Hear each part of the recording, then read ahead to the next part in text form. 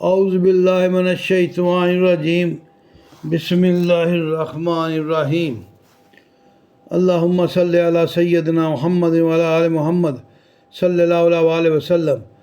السلام علیکم رحمۃ اللہ وبرکاتہ۔ ناظرین، میں نعیم بٹ اسیر جدہ اخبار نامہ میں آج 7 نومبر 2024 کی جنگ اخبار میں چھپنے والا فیض عام سہیل وڑائچ صاحب کا کالم بادشاہ کے نئے کپڑے۔ تزادستان میں بادشاہ نے نئی پوشاک پہنی تو ڈنمارک کے ہانس کرسچن اینڈرسن کی پریوں والی کہانی یاد آ گئی۔ ڈینس مصنف اینڈرسن پریوں اور دیوالائی دنیا کے کرداروں پر مشتمل کہانیاں لکھتا تھا۔ غریب گھر میں پیدا ہونے والا اینڈرسن 1805 تا 1875 صرف 11 سال کی عمر میں یتیم ہو گیا۔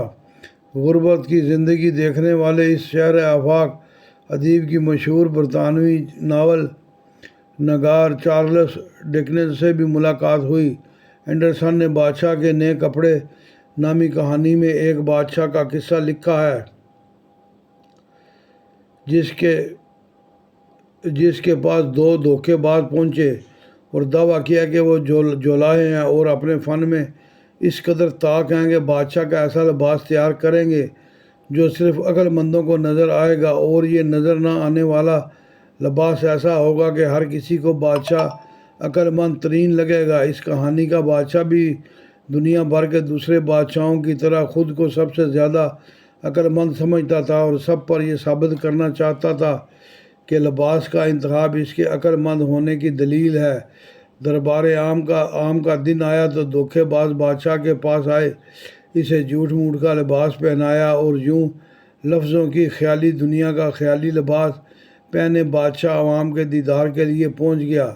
بادشاہ کے درباری بھی آج کے درباریوں کی طرح تھے، کوئی سچ نہیں بولتا تھا۔ انہوں نے بھی بادشاہ کے جھوٹ موٹ کے لباس کی تعریفوں کے پل باندھ دیے۔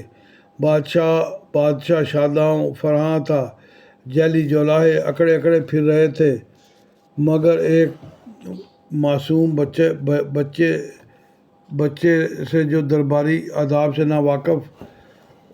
ناواقف بڑے لوگوں کی معاشرتوں سے ناآشنا اور جھوٹ کے اثار سے آزاد تھا، بادشاہ کی طرف دیکھا تو زور سے کہہ دیا، بادشاہ ننگا ہے۔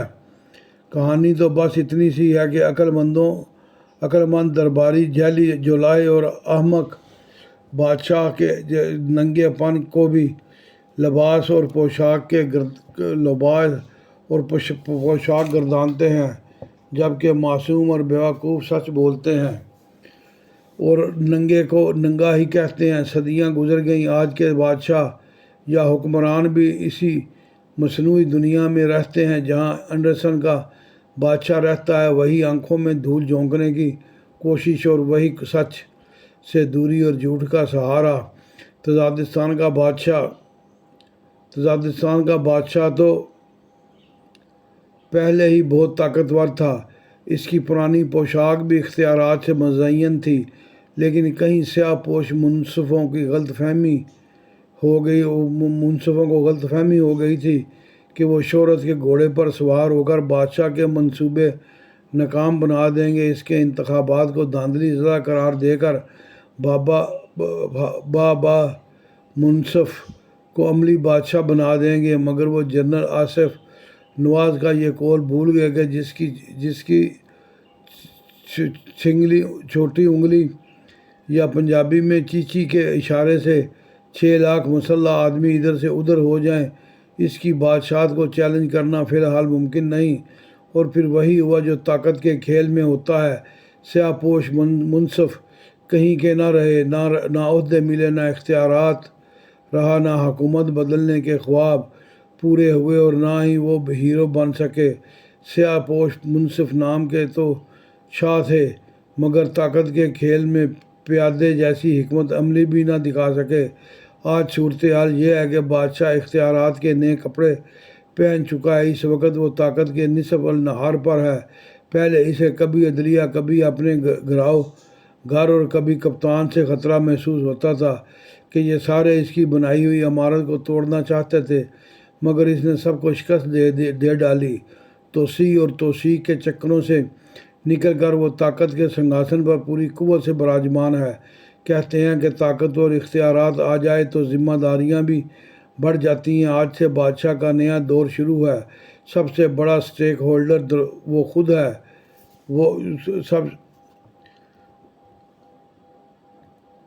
آج سے بادشاہ کا نیا سٹیک ہولڈر وہ خود ہے یا اس کے چند ساتھی۔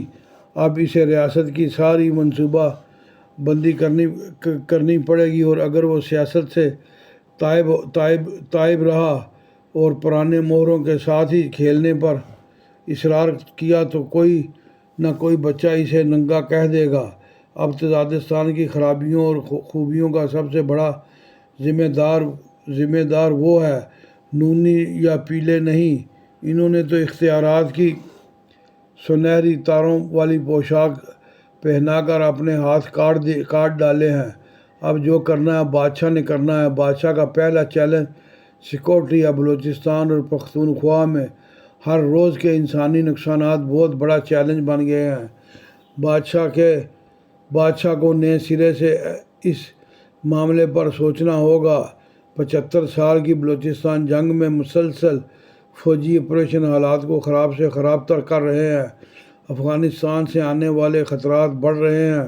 ہمارے طالبان سے نہ دوستی کام آ رہی ہے اور نہ ہماری دھمکیاں۔ بادشاہ کو نئے کپڑے پہننے کے بعد اس حکمت عملی پر سر نو غور کرنا ہوگا۔ یہ سیاسی عدم استحکام اور قیادی نمبر 804 کا مستقبل بھی طے کرنا باقی ہے۔ قیادی قومی حکومتوں میں اپنی پارٹی کو شامل کر دے تو ایک دور شروع ہو سکتا ہے۔ قومی حکومت میں اپنی پارٹی کو شامل کر دے تو ایک نیا دور شروع ہو سکتا ہے۔ قیادی اگر سارے نظام کو توڑ کر غالب آنے کی خواہش چھوڑ دے اور کمزور پارٹنر کے طور پر نئے نظام کو مان لے تو مصالحت ہو سکتی ہے۔ نئے کپڑے پہننے والے بادشاہ کی صرف اور صرف ایک خواہش ہے کہ استحکام آئے اور ملک آگے چلے۔ تحریک انصاف 2 سال کے وقفے کے لیے خاموشی اور قومی حکومت میں شمولیت مان لے تو آج ہی ملکی صورتحال تبدیل ہو جائے گی۔ کوئی مانے نہ مانے، آج سے بادشاہ کی نئی سیاست پر بھی شروع ہو چکی ہے۔ اب وہ سیاست کے نئے مہروں سے کھیلے گا۔ پہلے اسے نونی اور پیپلز پارٹی کی بیساکھیوں کی ضرورت تھی۔ اسے سیاسی حمایت سے اپنے لیے قانونی اور اخلاقی جواز چاہیے تھا، جو اسے مل چکا، بلکہ ضرورت سے زیادہ مل چکا۔ اب اس بیساکھیوں کی ضرورت نہیں۔ لاٹھی اب اس کے پاس ہے۔ وہ اس لاٹھی سے سیاسی نظام کا ہانکا کرے گا اور اپنے پسندیدہ اور نئے چہرے لائے گا اور ایک نیا سیاسی گروہ جنم دے گا جو ڈیلیور کرے گا۔ بادشاہ ننگا نہ لگے تو کارکردگی اور بیانیے سے بادشاہ کی پوشاک مرصع نظر آئے گی۔ بادشاہ کا دوسرا بڑا چیلنج معیشت ہے۔ بیرونی سرمایہ کاری کا خواب ابھی تک پورا نہیں ہو پا رہا۔ چین کو سیکورٹی خدشات نے پریشان کر رکھا ہے۔ خلیجی ممالک وعدے تو کرتے ہیں، عمل ہوتا نظر نہیں آ رہا۔ امریکہ سے امید نہیں، کچھ نئی حکمت عملی اپنانی پڑے گی۔ بادشاہ کی کامیابی کا انحصار سیاسی اور معاشی استحکام پر ہے۔ اس نے پوشاک پہنے نظر آنا ہے تو خود میدان میں اترنا ہوگا، وگرنہ کل کو گلی کا کوئی معصوم اور گستاخ بچہ یہ کہہ دے گا کہ بادشاہ ننگا ہے۔ یہ تھا جناب سہیل وڑیچ صاحب کا کالم۔ امید ہے آپ کو پسند آیا ہوگا۔